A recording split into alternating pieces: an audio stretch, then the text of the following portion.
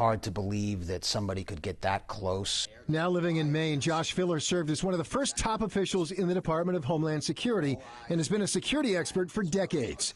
He says what happened Saturday in Pennsylvania is inexcusable. I think he's alive today because of luck, the fact that the shooter missed and that he ducked instinctively upon being hit. He was not saved by law enforcement. He was not saved by the Secret Service. He basically saved himself. According to investigators, the shooter fired from an elevated position, a rooftop, just outside the rally venue in Pennsylvania, and only about 150 yards away from where former President Trump was speaking. The first step is to look at the security plan.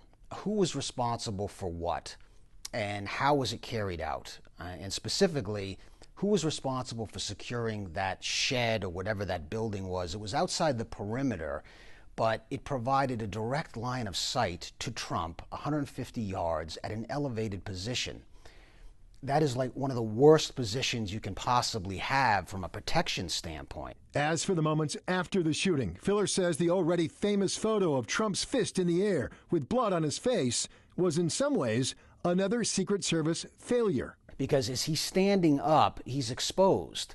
And the agents that are trying to cover him, some of them are not literally big enough. Trump's a big man.